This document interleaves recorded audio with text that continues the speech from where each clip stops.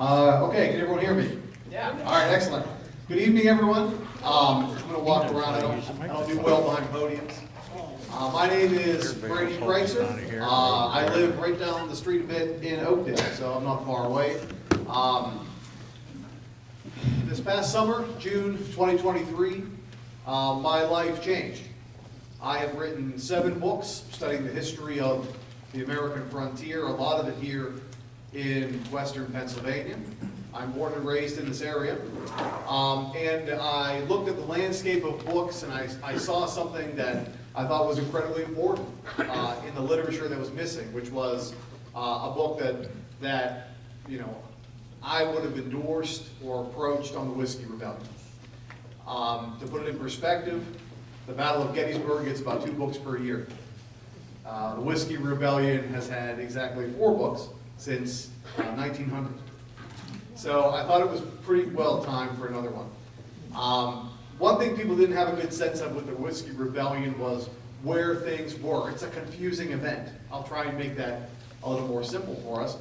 And honestly, most of them are within an hour's drive of where we sit right now. So I wrote this book for my friends and my neighbors here in and around Pittsburgh.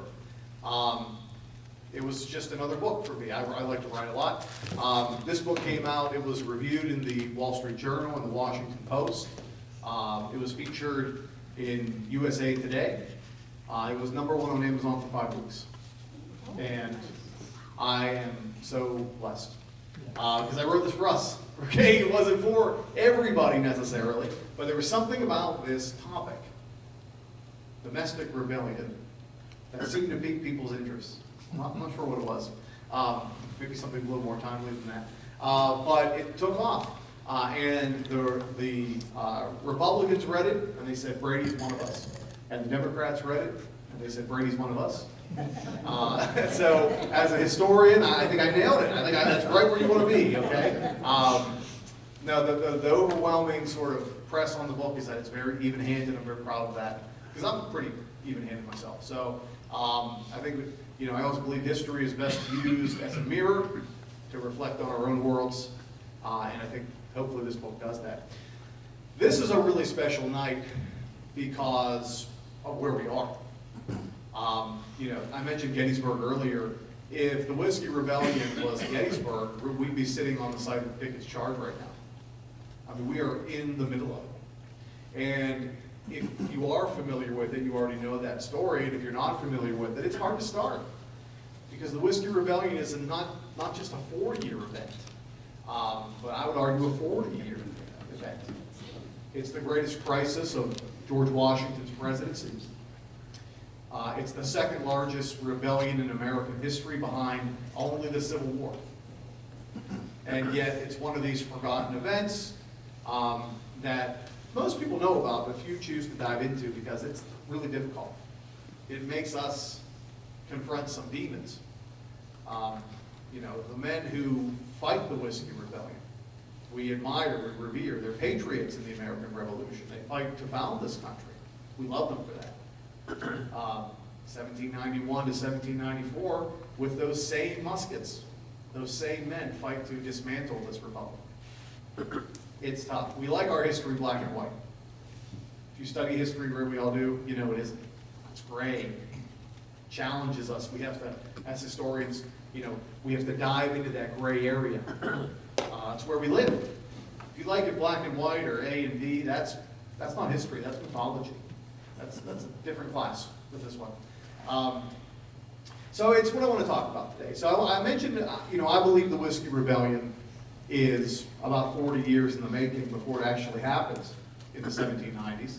And I'll talk about why. I want you to think about why people moved to America in the first place. Go back to the 1730s, 1740s. It was because they could do something here that you could never do anywhere else in Europe. And that was own land. In Europe, land was owned by the aristocrats, the lords, the tippy top of the 1%. If you're born rich, you die rich. Your children will, your grandchildren will. The system is stacked in your favor. But if you're everybody else, you're born with somebody's boot on your neck. You'll never own land. Your children will never own land. People didn't dream that way in Europe. But there was an attraction to come to the British colonies in America. And that was to own land. Land was free or cheap as free here. So to come here to risk it all, to take 8 weeks to sail across the North Atlantic, come to a hostile foreign land, and set up shop here was everybody's dream. And if you were successful, you were instantly the richest person in the history of your family. And you guaranteed that you would own a piece of property that was the secret to multi-generational wealth for your children and your grandchildren moving forward. Never take land out of this story, because it's at the center of a lot of it. So the people we're going to focus on in the Whiskey Rebellion, the people that are going to come here in the 1730s and 40s, are going to be a specific subset of people from the British Isles called the Scots-Irish. And it's probably some of you in here right now. The Scots-Irish left England because they were oppressed. They were mistreated. They were second-class citizens. They landed in Philadelphia. They came in groups of 10, 15, 20, big family groups, right? They said, okay, we're here. Where's our free land? And they looked around Philadelphia and they saw something really familiar, which was a whole lot of English people. Okay? The English told them, well, welcome to America. There is free land for you. The English told them, just not this land. You got to go west. Keep discovering. This is Philadelphia, English territory. So the Scots-Irish packed up their stuff. They went west, and they found another city, and it was Lancaster. I used to call it Lancaster. So I started traveling, and I was put in place by those folks. Lancaster. In England, they'd say Lancaster, but it's a whole thing. They got to Lancaster, and they said, okay, can we settle here? And the people of Lancaster said, well, you know, we're German. This is our place, right? There's no land for you here. Go west. So the Scots-Irish picked up their things and they bought some Pennsylvania long rifles made there in Lancaster. Lancaster was America's manufacturing city. Philadelphia, Boston, New York, those were import-export cities. Lancaster is where we made things, and they should get more credit for that. And they went west again, and they finally found the mountains in the middle of our state, the Appalachian Mountains. And they saw there was nobody there. So the Scots-Irish said, okay, this must be for us. And they settled the land, and they even built their own city. The English had Philadelphia, the Germans had Lancaster, the Scots-Irish built Carlisle. And that was their home. And that was the beauty of Pennsylvania. It was a place for everyone. And they made a life for themselves in the 1740s and 1750s, in and around, in the shadow of the Appalachian Mountains. But then in the 1750s, something very drastic happened. War came. And the war was between Great Britain and France for control of the Ohio River Valley, the French and Indian War. That's where we are. Europeans really didn't live here at that time. There was some traders, but this was an Indian land. And the Indians who lived here sided with New France. Part of the deal with them working with New France is they'd be given weapons, ammunition. And their job was not to fight on the battlefield all the time. Most of the time their job was just to cause chaos on the Pennsylvania frontier. So these warriors who lived here, the Lenni Lenape, the Delaware, the Shawnee, the Mingo, the Wyandot, they went on the warpath. They crossed over the Appalachian Mountains, and who were the first people they encountered?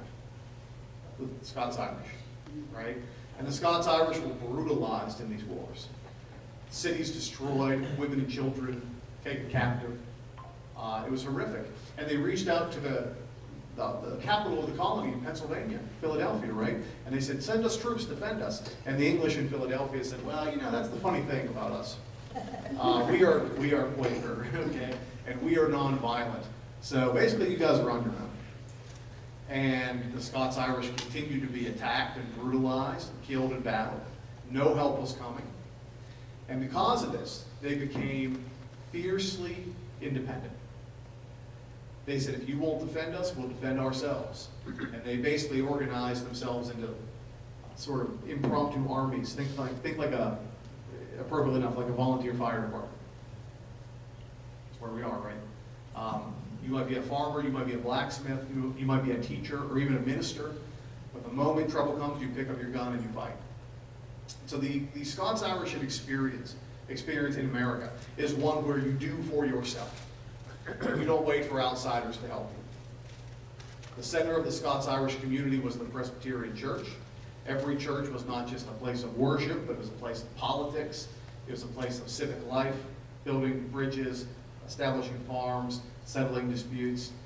Think of every Scots-Irish town or village like its own little nation. That's how they thought of it. And when the American Revolution came, and everyone thought about freedom, self-government, liberty, they were on board. They had no problems rebelling against the British. There was a reason that when the war begins and the call goes out to report, one of the very first units to show up in Boston. It's not from New York, it's not from Philadelphia, it's not from Massachusetts. One of the very first groups is Proctor's Independent Battalion from Westmoreland County, Pennsylvania. They were ready. They'd been fighting on their own all along. Now, speaking of Revolutionary War happens, obviously we win. And the West opens up. And the Scots-Irish pour into this area because now this is really their land. This is the land they fought for. And they establish farms and communities, and they set up a life for themselves. Now, they had already done that in Carlisle. Remember that. But these people who moved here were especially ornery. They were especially independent. They wanted nothing to do with any form of oppressive or intrusive government. Even as early as 1764, when Fort Pitt was completed and was the sort of base of British power in the West, Henri Bouquet, who was the commander of Fort Pitt, he was a Swiss officer in the British Army. He described Pittsburgh as a terrible place because his soldiers weren't respected. They were spat on. They were jeered at by the locals. He described Pittsburgh as, and this is a direct quote, a colony sprung from hell. Because they didn't want anyone telling them what to do, British and later or American. They just didn't. So that brings us to, that's the historian's long way around, the Whiskey Rebellion. The 1790s, this is an amazing place. It's one of the fastest growing places in North America. By this area, I mean Allegheny County, Washington County, especially those two, Fayette County, Greene County, Bedford County, Westmoreland County. This is where we are. And it's growing fast because people have found an industry for themselves. Here in western Pennsylvania, we grow more corn than anywhere else in North America, maybe the world. We're the corn capital of the Western Hemisphere. And corn's a tricky thing because it's easy to grow, but if you want to make money, you got to sell literally tons of it. And if your neighbor's growing corn and you're growing corn, you're not going to sell that. You want to buy some corn? No. You want to buy some corn, right? But I interest you in some corn. No, it's not going to work. So what people begin to do here in Western PA is distill their corn into whiskey. And that makes it, A, very easy to transport, because you've got to carry this over the mountains back to Philadelphia. Easy to transport, and much more valuable. People are always given pause by this fact, but I want you to think about it. It was cheaper to ship something from America to Europe than it was to ship something from Pittsburgh to Philadelphia. Can you imagine? Yeah. It's cheaper to ship from America to Europe than just from Pittsburgh to Philadelphia, and you know why, right? So the roads, the mountains, it's incredibly difficult, it's cumbersome, it's hard. So again, if you can take your corn and make it into something smaller and more valuable, you're going to do it. But the other problem people had out here was that we were removed from the larger Atlantic world. That flow of goods and people from England to the American coast. If you went to Philadelphia, remember this is a time, we do have a constitution. This is a time when America is not making its own money. It's not printing money, it's not making coins. So Philadelphia and New York and Boston, this is a place of Spanish coins, French coins, British coins. And it's all, a matter of gold and silver, so you weigh them out, it's fine. But that coinage never really made it out here. It never really made it out here. And if it did, it really trickled in. That was an East Coast thing. So people out here, our entire economy was based on farm products. Okay, you might repair your neighbor's barn, and he might give you a calf. You might clean your neighbor's, chimney, and he'll give you a couple of chickens. You might trade a few barrels of whiskey for your neighbor helping you build your cabin. There was no money exchange. Money didn't really work out here because there wasn't enough of it. But hard goods are important. Okay. So now that we kind of set that up, in 1790, George Washington, our first president, a man who I am convinced, without him, in the Revolution or in the first years of our nation, without him we all have different passports. I think he's that important. I've written 7 books, he's been in all of them. And he will be in my 8th. I think he's so valuable, and where we live, he comes here so many times, we see him grow as a person.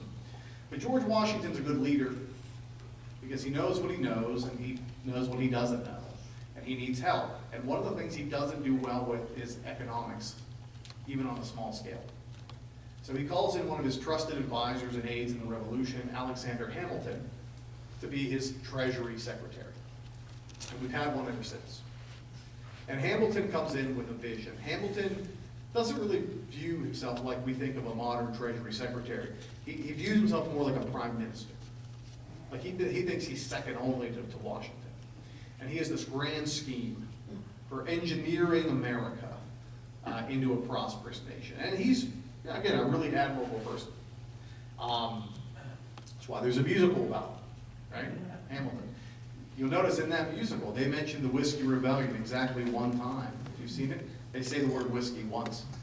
And they drop it, because he does not look good in the story. I'll say that. And that would complicate the musical, so they don't talk about it. But part of Hamilton's plan, he makes this big giant report for Congress in 1790 called the Report on the Public Credit. And it's like this, it's like a phone book.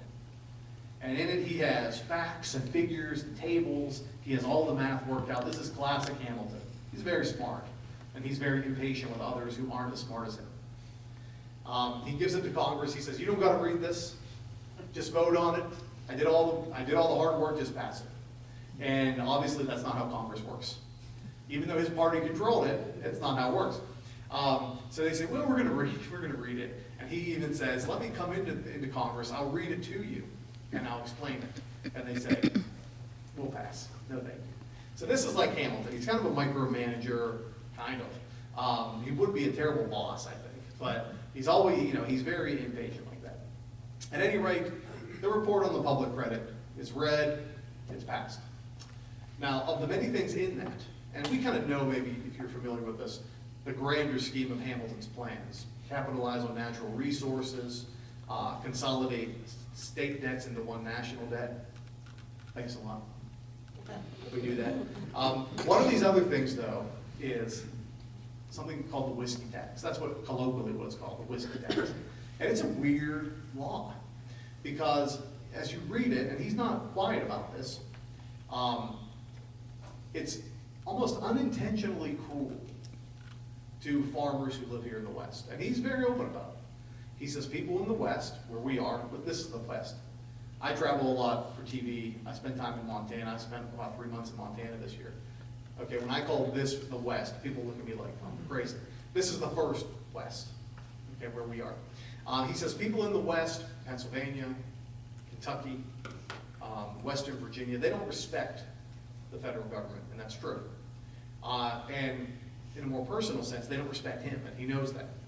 So he wants to A, bring Westerners into the economy, and B, he wants to bring them to heel. He wants to make them accept his authority. And he designs this whiskey tax, in my opinion, to be intentionally harmful for farmers. There's a number of reasons and ways he does that. Number one, the whiskey tax has to be paid in hard currency, gold and silver. Now, I just explained to you guys what the state of gold and silver is here in the West, right? There is none.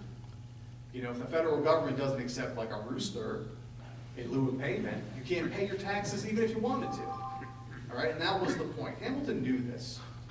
This was a problem in the 1780s in an event called Shays' Rebellion in Massachusetts. They didn't have hard currency either. They found a way around it. Hamilton knew they couldn't pay, even if they wanted to. He put in tax breaks for larger distillers. You know, if you were one of these big, wealthy whiskey distillers, like, say, for example, General John Neville. We know that name, right? He lived, we might be on his property, all right? Right here? Close. Right? Close, yeah, I mean, he's our neighbor. Very close. He's our neighbor. Like, I don't know, 2,300 acres. 2,300 acres up the hill up there. He had a major whiskey distilling operation. He single-handedly supplied the federal army in Pittsburgh. He had a great fat government contract. The average whiskey still in this area for a farmer was 10 gallons. John Neville had a 500-gallon still, and he was cleaning up. He got a tax break. The small guy got comparatively punished. So there's a lot of things in here. The penalties for not registering your still were high. You could pay up to a fine that was up to 4 years of your income just for not registering your still. If you failed to pay the tax, the government would take your land. Just take it. And remember why people came here. Land. They risked it all for that chance at multi-generational wealth. They fought the British because they were so tyrannical. My gosh, this tax on tea. Now you win the war, and what does your government do? Turns around and takes your land. The British never took anyone's land. So again, these people living out here are saying, you know, they fought a war of independence for a country of their choosing. But the country they wanted wasn't necessarily the country that, you know, a shipping magnate in Boston wanted. It wasn't necessarily the country that a tobacco plantation owner in Virginia wanted, or a rice grower in South Carolina wanted. This is still a problem we deal with in America today. It's why we have elections. We all have different visions of what America should be. And that was as true then as it is now. But for people here in the West, they felt this tax was unnecessarily harmful to them. And I think they had a case. So in September of 1791, there's going to be individual meetings. One in Brownsville, one in Washington, Brownsville's Fayette County, one in Washington, Washington County, one in Allegheny County, Pittsburgh, and one in Greensburg in Westmoreland County. And they're going to all list grievances, why they don't like this tax. They're going to sign their names. They're all going to meet in Pittsburgh at all the county representatives at what is today the Boulevard of the Allies. They're going to meet at a tavern, Sign of the Green Tree Tavern. Green Tree? Okay. That's where we're going to meet. And there's going to be powerful people there. Congressmen are going to be there. William Finley is called the father of the House of Representatives. He's the congressman at large for all of Western PA. He's there. Albert Gallatin. Albert Gallatin's a member of the Pennsylvania Assembly, but he'll become a U.S. Senator. And our longest serving Treasury Secretary in the future. He's there. And they follow the rules. The Constitution says you can meet, you can assemble, you can petition the government, and they do it. This is not like a rebellion. This is not violent. This is normal. This is rational. Gallatin takes the list of grievances to Philadelphia to present it to the Pennsylvania Assembly. Finley takes the grievances to Philadelphia, our capital, to present it to Congress. And they lay out the case, hey, this tax isn't right. And Alexander Hamilton knows that. And he tells his friends in Congress, go ahead and lower the tax. And he lowers it by exactly 1 cent. These are people who are going to lose their farms. Even if they want to pay, they can't. They don't have hard currency. 1 cent. It's offensive to them. For Hamilton, it's what they deserve for being so unruly. So that's when things take a turn toward violence. Shortly after that meeting, in Washington County, near what is today, at the time it's called Parkinson's Ferry. Today it's Monongahela, PA. Along Pigeon Creek, there's a tax collector named Robert Johnson. He's from here. It's dusk, it's turning into night. He's on his horse. He's riding on a road along Pigeon Creek. The road is blocked by men who are painted like Indian warriors. Some of them have women's dresses on. Some of them have bandanas on. Their hair is standing up. They're trying to look mad, right? Crazy. They pull Johnson off his, they're holding torches. They pull Johnson off his horse. They beat him. They shave his head with a straight razor. Talks about the blood spilling in his eyes. It simulates Indian scalping. And they pour a cauldron of hot tar over his body. and they leave them for dead. Now, we think tarring and feathering is like kind of cute. I think it's a failing of our school system, because we see these funny images of these people like chickens covered in feathers. Tarring and feathering was a horrific assault. You're talking 2nd and 3rd degree burns over most of your body. And that's what they did to him. And they left him for dead. And luckily for Johnson, the next morning, someone found him. And they said, we have to go to the police. We have to tell someone about this. Do you know who did this to you? And Johnson says, yeah, I know who it was. It was the sheriff. And he was right. The sheriff of that part of Washington County was a man, no relation, named John Hamilton. Scots Irish. He led this attack. And on top of that, he was also appointed by the governor to lead the militia of the region in the event of, I don't know, a domestic rebellion. So the man in charge of stopping this, maintaining law and order, and defending the sovereignty of the United States was one of these rebels. Big problem. A little later that year, a man named Robert Johnson shows up in a lot of these communities in Washington County, Allegheny County, right where we live. And he said he was an itinerant teacher. He was looking for children to teach, and that happens. But then he started doing something weird. He's an outsider. He starts asking people, you know, did anyone not pay their taxes by chance? Maybe they didn't register there still with the Treasury Department. Do you know anyone like that? So everyone thinks this guy's a spy. Robert Johnson, they wait on the road, they tackle him, they strip him naked, they beat him, they whip him with a horse whip, simulate scalping. This time they drag him into the forest, and there's a blacksmith shop there, and the fires are burning. They take hot pokers and they shove them into a stone. They leave him for dead. Somehow he survives. As it turns out, he was not an itinerant teacher, and nobody in the Treasury Department ever heard of him. He was just like a good citizen with a terrible hobby, I think, with inspecting people's stills, and he paid for it. So as early as 1792, we're beginning to see rumblings back in Philadelphia with Washington and Hamilton and Jefferson that something is up here. Something really bad is happening here in the West. And this is important. Newspapers aren't calling this the Whiskey Rebellion. That's going to come later. Newspapers are calling this the Western Insurrection. And that's really scary, because it doesn't have anything to do with whiskey at the time. It has to do with the federal government and its sovereignty to even exist. We see as early as 1792 Alexander Hamilton writing to George Washington, we need to send troops. We need to crush these people. We need to put them in their place once and for all. I mean, he's like a rabid dog on this. And luckily, Washington's like, take it easy. Okay, we can deal with this. But that early, you see Hamilton calling for troops. And I would argue that was his plan all along. I would argue that. 1793 comes around. Now remember, people are planting crops and harvesting them and farming. Life goes on. 1793 comes along.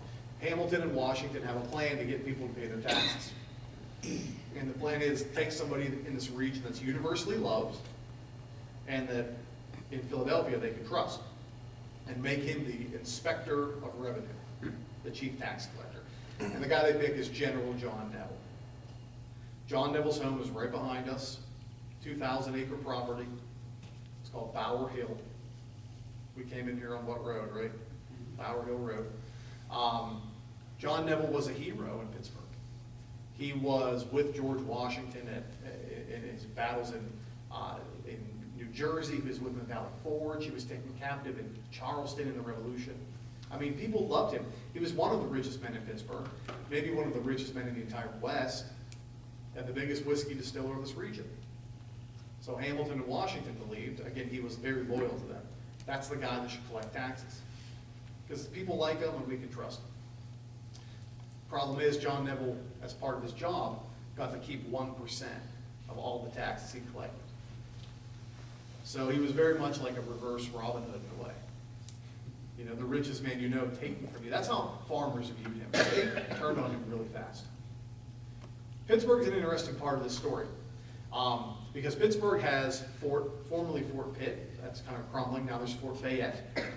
It's got federal agencies, federal offices. Pittsburgh's like, as a city, like the actual Pittsburgh. It's like a little island of federal support, like people who love and who are loyal to the federal government. But it's surrounded by angry anti-government protesters in the countryside. So Pittsburgh's like a little, it's the most important city of the whole West. In the Revolution, Fort Pitt was the headquarters of the Continental Army in the West, the Western headquarters. It's like a little bastion of federalism. At any rate, John Neville says, people here don't like me. They're making images of me, scarecrows, effigies, setting it on fire, raising liberty poles in the streets. These are kind of long, tall totem poles with a flag on the top. Just gives people something to rally around and cheer. Think of it like a bonfire. He says, we're losing control out here. And there's Hamilton. We need to send troops. Washington won't do it. Summer of 1793 comes along. Crops are in the ground, not harvested yet. Farmers begin writing letters, hundreds of them, to their representatives in Philadelphia. This tax is unfair. This tax is a burden. We can't pay it. Help us. And they get no response. And they believe no one cares. But they're wrong. Something very terrible happens in Philadelphia in 1793. Anyone know what it is? Yellow fever. Yellow fever. Yeah. Yes, it's an epidemic disease. It's yellow fever. Yellow fever spread by mosquitoes. And it killed 1 out of 10 Philadelphians. It was serious. So everybody left. Congress left Philadelphia, Washington, Hamilton, they all left. Because they're not going to die. Right? They don't know how it's spread. They don't know where it comes from. They're gone. And these letters go unanswered. And what we're about to talk about in 1794, the big year, could have all been avoided if not for yellow fever. It was a pretty terrible time in America. So in 1794, things really heat up.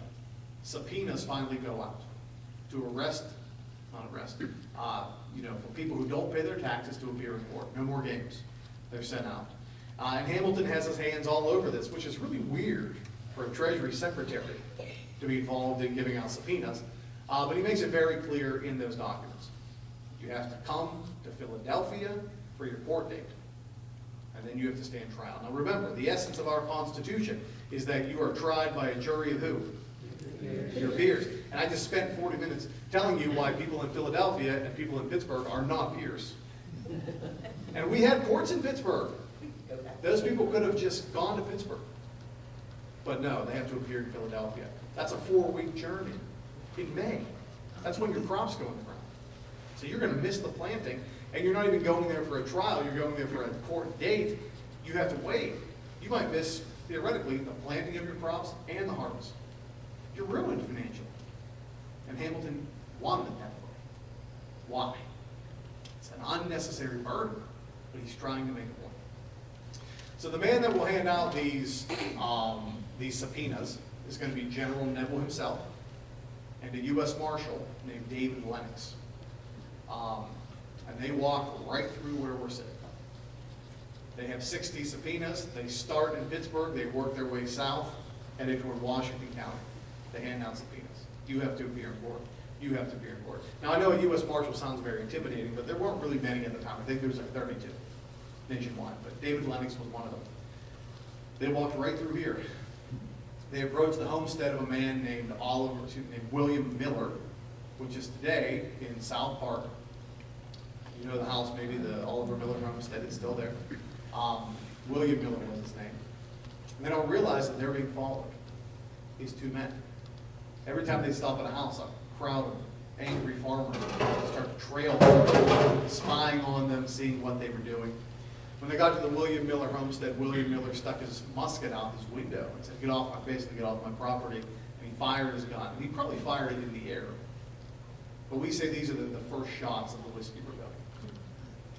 When that shot rings out, those 40 sort of tag-alongs run out of the woods. They surround General Neville, Marshal Lennox. It's a chaotic scene.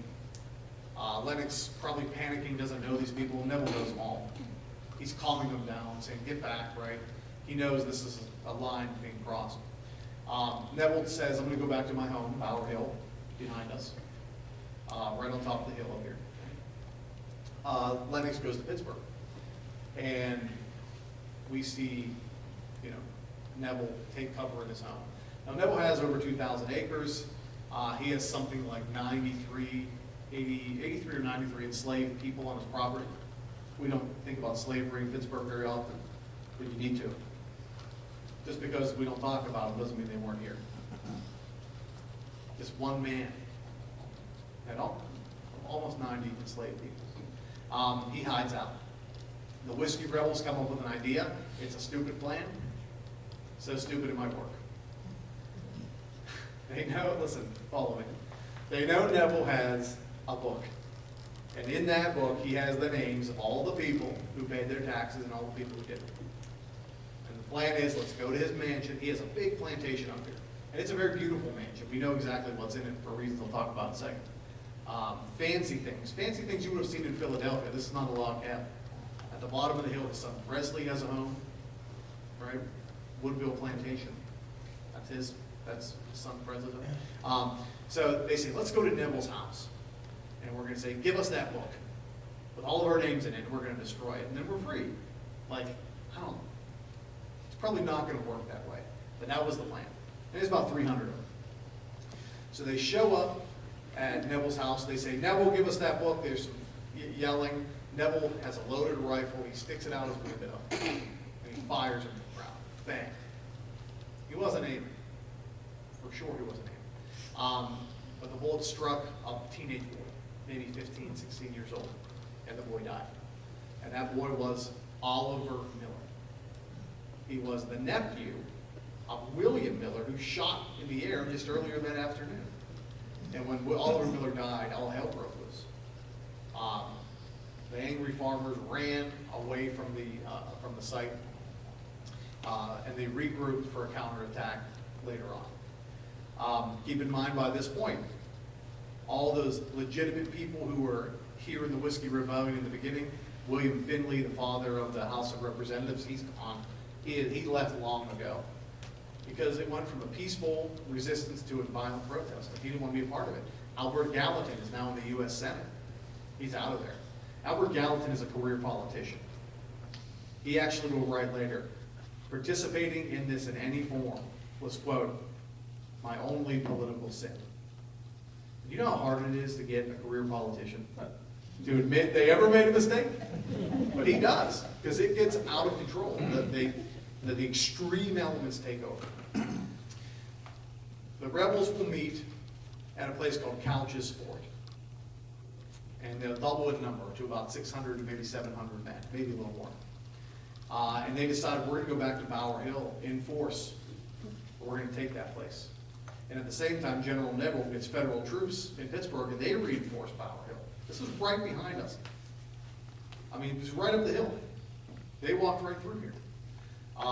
And they go. Now, Couch's Fort, where was that? Easy to find.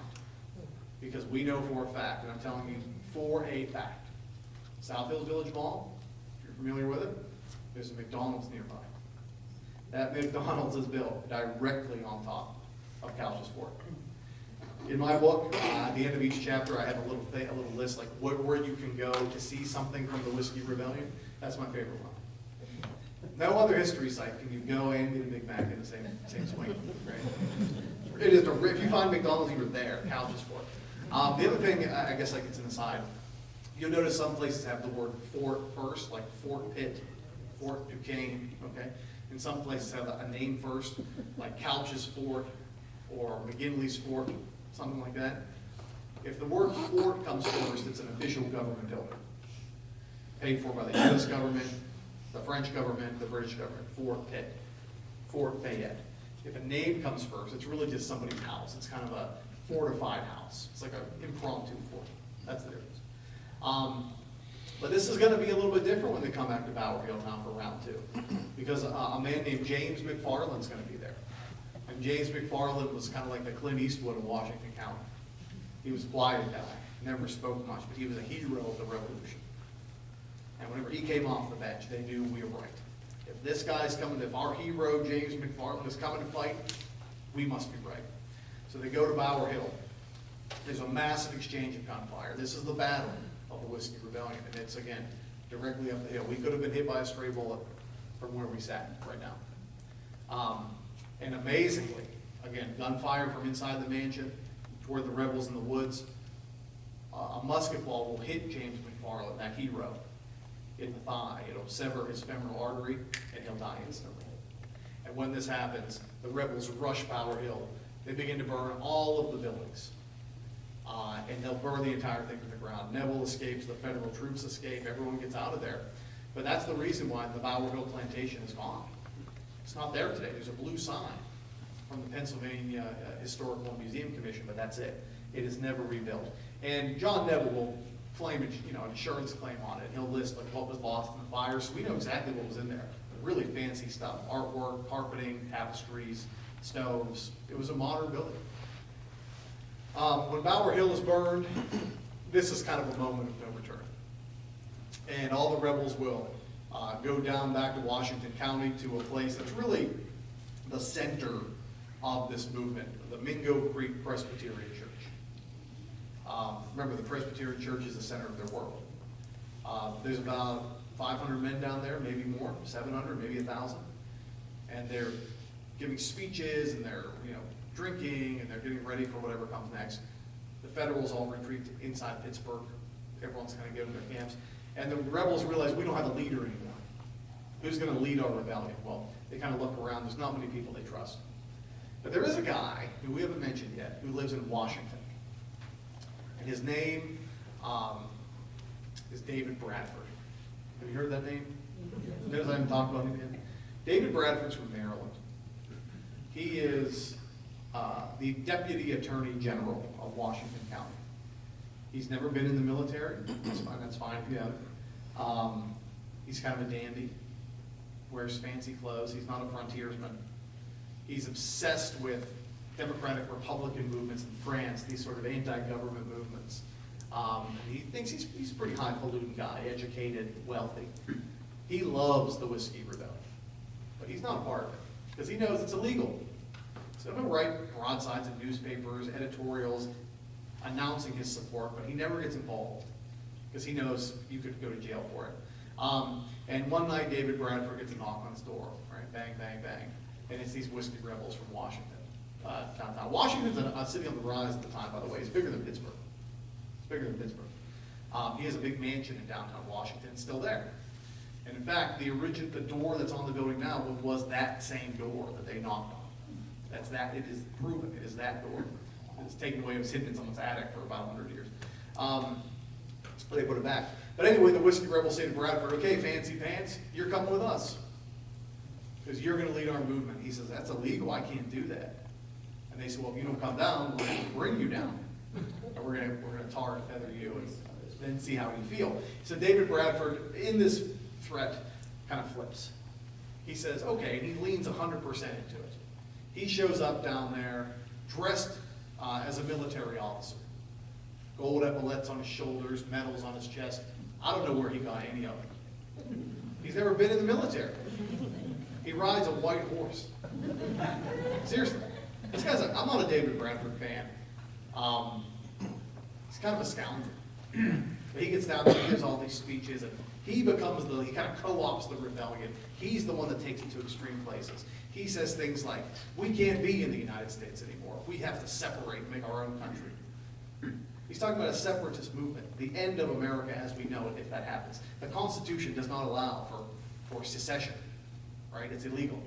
He talks about sending emissaries down the Ohio River, down to Spanish Louisiana. And he's going to ask if Western Pennsylvania can join the Spanish Empire. He's doing all kinds of things. He raids the mail. He doesn't do it himself, coming out of Pittsburgh. Okay? Because he wants to know what people are saying, and he even writes this. He wants to know if they're talking about him. So in Cannon, so they take the mail as it leaves Greensburg. They take it to Cannonsburg. John Cannon was George Washington's land agent in this region, named after him. He's going to join the rebels. They rifle through the mail. They read letters from Alexander Hamilton. They read letters to higher-ranking government officials, from higher-ranking government officials. It's completely illegal. And this is what kind of gets on George Washington's radar. Because what they're doing at the Mingo Creek Presbyterian Church is they're making their own police forces. They're making their own courts. They're sentencing people to prison, extra legally. Not the government doing this. These rebels are doing this. They're losing control of southwestern Pennsylvania. David Bradford makes a big announcement. We're going to all meet on Braddock's Field, where the big battle of the Monongahela was in 1755. It's right near Kennywood today, Braddock, Pennsylvania. And he says, we're going to march and we're going to take Pittsburgh. Maybe we'll take it captive, maybe we'll destroy it. let's go. And people say to him, this is serious now. Like, this is real rebellion stuff. And Bradford sends out messages to all the counties. We're going to meet on this day. And then he gets cold feet. And people start to show up. And he says, there's no rally, there's no meeting. And they say, well, we got a letter. He says, no, I didn't send a letter. He actually says, like, I never said that. But so many people start showing up again. He's caught. He can't weasel out of it. So he says, okay, we're going to do this. David Bradford says there are 7,000 rebels on Braddock's field ready to take Pittsburgh. And that would be amazing because there's only 20,000 people in Washington County in total. There is no chance. Listen to me, there is no chance there were 7,000 people. And it's right on brand for him to lie about it. It just is. Other people say, well, there was 1,500 rebels. Some say there was 1,000 rebels. It's probably somewhere in between. I promise you it's not 7,000. There's no chance. But Bradford will march on Pittsburgh. Here we come to take the town. And the way Pittsburgh is saved, they're going to burn barns and villages on the way out and the way in. The way Pittsburgh is saved, I'm almost without words. As the Whiskey Rebels come into town, right, they're marching from Braddock, so they're kind of hugging them on the Gila River. The women of Pittsburgh. It's not the men who saved Pittsburgh, it's the women of Pittsburgh. Keep in mind there's a fort with soldiers in Pittsburgh. It's the women. They come out with barrels of beer, plates of bacon and cheese. They get these guys drunk and full. They eat, and then the women will politely kind of ferry them to some rafts back across the Mon, and they will march back to Braddock fat and happy. And Pittsburgh saved. I mean, of course, right? Like, of course it's going to happen. That's how it goes down, you know. But this is what gets President Washington to go. When they start threatening Pittsburgh, the most important city in the entire West of this country, it's Pittsburgh. It's like the unofficial capital of the frontier. When they threaten Pittsburgh, he says, we're moving. He sends out a call for 15,000 troops. He wants them from Pennsylvania, he wants them from Virginia, he wants them from Maryland, he wants them from New Jersey. He only gets 13,000. Because the other 15,000, the other two, he wanted 15, got 13. The other two were supposed to be from here. And obviously they weren't going to come out. They were on the other side. So Washington reads the Constitution. I'm making this kind of fast. And it says he's commander-in-chief. What's he know? Different, right? He gets in a carriage and he leads the army himself. It is the only time in American history that a sitting president will lead an army in the field. It's that moment. And where is he coming? He's coming here. We're not going to see Joe Biden or Donald Trump in an F-16 anytime soon. Okay? It's incredible. Washington has a bad back, so he's in a carriage, not on a horse. Hamilton is right at his hip, because he's not going to miss this. This has been the game plan all along.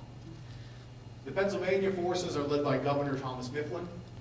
This is the Pennsylvania militia. This is not a U.S. Army yet. There is no U.S. Army for this. They're further west in Ohio fighting Indians. The Maryland troops are led by Governor Thomas Sim Lee. The Virginia troops, this is very important, are led by one of Washington's most trusted allies, the governor of Virginia, a man named Light Horse Harry Lee. Light Horse Harry Lee was a hero of the Revolution, legitimately a serious guy, and father, of course, of Robert E. Lee. That will be coming down the pike a little later. Light Horse Harry Lee, the Virginians also have a guy named Daniel Morgan, if you know him, Revolutionary War hero, he's there. This is like the second act of the Revolution in some ways.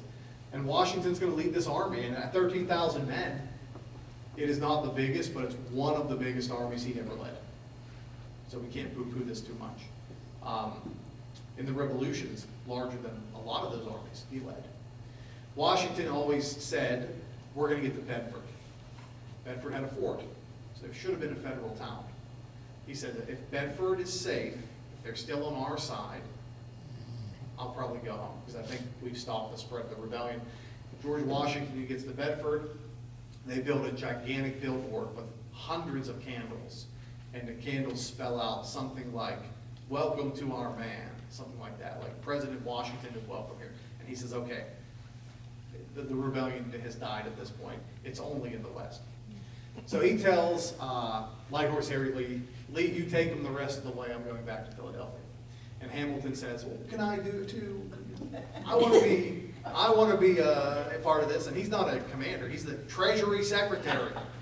And Washington's like, whatever, man. He probably just wanted him out of his carriage, to be honest with you. Go ahead with Lee. So they take the army the rest of the way, and as the army's marching to Pittsburgh, the rats are starting to scurry. They don't want to fight this army. These whiskey rebels they don't want to do this. So the whiskey rebels begin sending emissaries to the oncoming American army in their direction.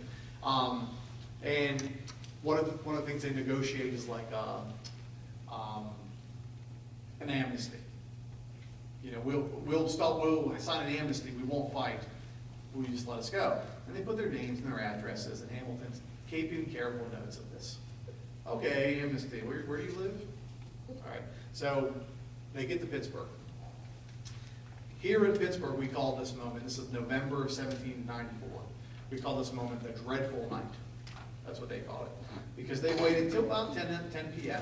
It's nighttime, it's cold, and the Federal Army marched through this whole region looking for anyone who had anything to do with the rebellion. And they kicked in their doors, and they dragged them out in their pajamas, and they arrested them. They did this on the fly. They did this without proper warrants. They did this without judges. They did this without any sort of constitutional protection. Even this was illegal. And they rounded these guys up. They kept them in basements for 3, 4, 5 days at a time with no food and water. There was a New Jersey officer named Blackbeard White, they called him. I believe his name is Thomas. Blackbeard White. He had the job of marching prisoners from Washington to Pittsburgh. It's November now, it's nighttime. He made them all take off their shoes, and he made them march all the way from Washington to Pittsburgh through Chartiers Creek, barefoot. There's a road. Now, you know where Chartiers Creek is, right? Like, they literally walked right outside. If we were here in 1794, we would have saw this ghastly parade of people. We are in the thick of it here. It was really bad. So, through the December of 1794, more arrests come. David Bradford, the great hero. Washington was very clear to Hamilton, bring me David Bradford. We have the letter. It's pretty awesome. Washington tells Hamilton, arrest who you have to. Bring me David Bradford. He never does. Where's Bradford? Bradford abandons his wife and children, and he escapes in the night down the Ohio River around Weirton into Spanish Louisiana. And that's where he lives, spends his days there. He abandoned his family, did that. He established a large slave labor camp. He called it, well, now today it's called the Myrtles Plantation, outside of New Orleans. I went to New Orleans for my honeymoon. I had to go there. I had to see it. This was years ago. And when you get to the Myrtles Plantation, it's a famous kind of place for weddings and parties down there. Like, what better place to get married than a slave labor camp? But they call them plantations. Let's be real. But anyway, you get there, and the first thing they say is this plantation was founded by General David Bradford. And I said to my wife, "You believe this?" She's like, "What are you talking about?" What was he the general of? Oh, he was the Deputy Attorney General of Washington County. That's what he was. And that gets you general these days? Come on, man. If that gets him general, I'm going to tell you this. Bob knows this. This year, Governor Andy Beshear, because of this Whiskey Rebellion book, officially inducted me as an honorary member of the Honorable Society of Kentucky Colonels. So if he's general, I'm colonel. I don't care what anyone says about it. Right, me and the chicken man. Colonel Sanders, that's the two of us. We're Kentucky colonels. Elvis was too, though, and Dolly Parton. I don't know which one I'm more excited about. I got into that group, so I'm very fortunate for that. This book changed my life. But anyway, he escapes. They will take about 24 men back to Philadelphia. They don't have evidence against anyone else, really. Not good evidence. And they make these guys walk from Pittsburgh to Philadelphia barefoot. They drag them behind their horses by their wrists. People, when they get to Philadelphia, they parade them through the city. People throw tomatoes at them, horse droppings. They pelt these pitiful, wretched creatures. And the newspaper report that talked about it said that the last place they took these whiskey rebels was President Washington's house. And what the newspaper said was he looked on, smiling approvingly. That's what it said. These guys would stay in prison in the Walnut Street prison in Philadelphia. It's directly beside Independence Hall.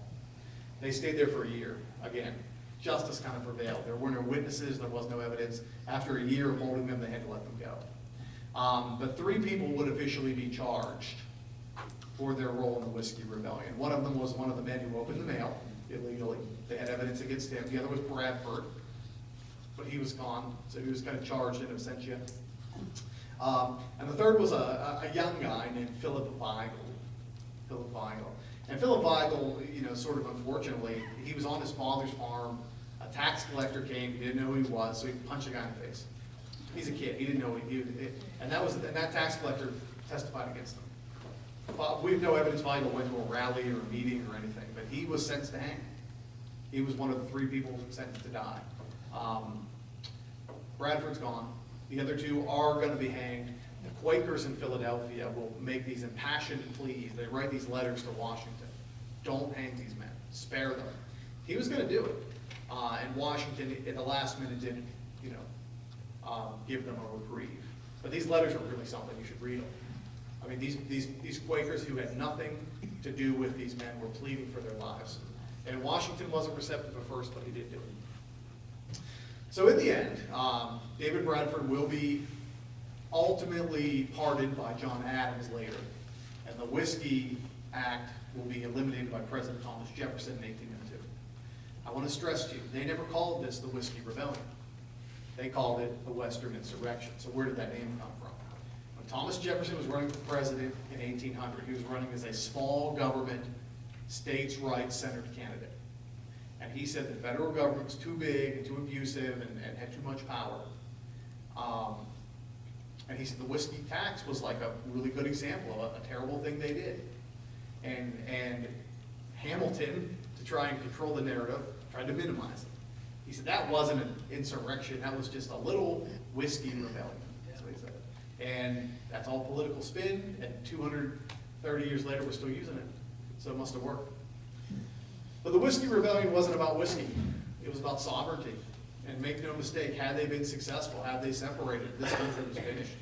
Because it was only a matter of time until Western New York did it, West Virginia did it, Kentucky did it. Kentucky, they actually deemed the law, quote, unenforceable in Kentucky.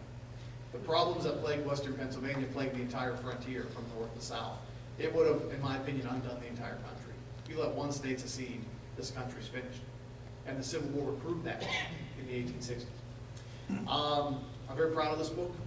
I think people here are reading it, and that's great. You know, it's our story, but it's also the nation's story. So I'm very grateful to have been able to write it.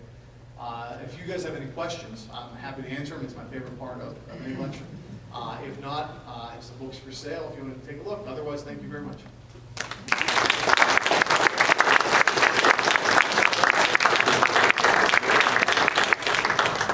Brady, I'm always fascinated by first impressions of people hearing this story, or even bare bones outline of it. Yeah. I loaned my copy of this book, he was nice at the time for me, months ago to a very good friend who's not from around here. He's from upstate New York. So, part of what I loaned him the book, and when he finally got back to me about 3 weeks later, he said, you know, it took me such and such length of time to read about something that happened here, and then Washington came here, and then he went back, and nothing happened. And that was maybe everybody's first impression of this whole story, how anticlimactic it is. Yeah. But that being the case, and that was my impression when I read the first book, Baldwin. But then I read all the subsequent books too. That's fascinating to me and to so many people once you get into it. But yet it was so anticlimactic. Can you talk about that? Yeah.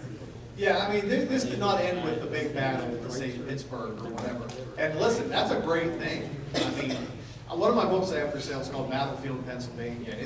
I sort of analyze battlefields, how we think about battlefields, what they mean. You know, think about Gettysburg. It had a history before July 1st, 2nd, and 3rd, 1863, and it has a long history after. But those 3 days have scarred that land forever. Battles are not a good thing. Battles are an indication that the system isn't working. right? The reason we don't have battles every day is because we have courts and we have judges and we have people to separate and arbitrate. You don't want battles, right? You don't want them. So they are more exciting historically, but battles are a failure of the system.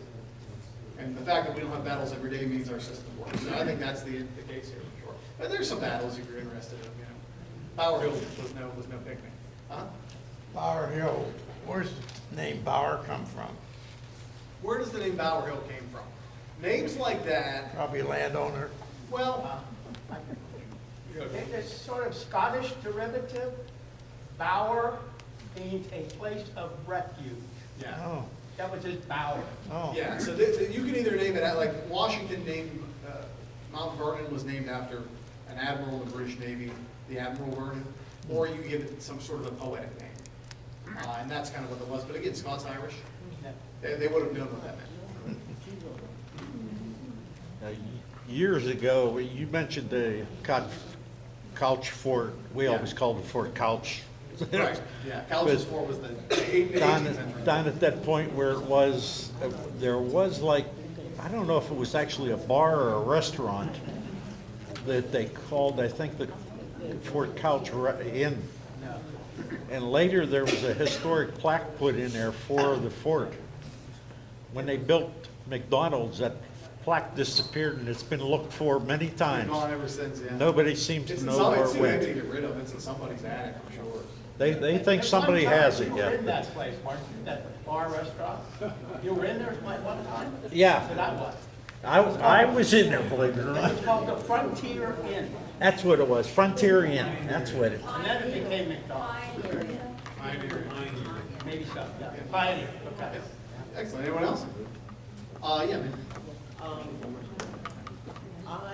Whenever I've been doing the historical calendar, and whenever I was working on it last year, it had to do with prohibition.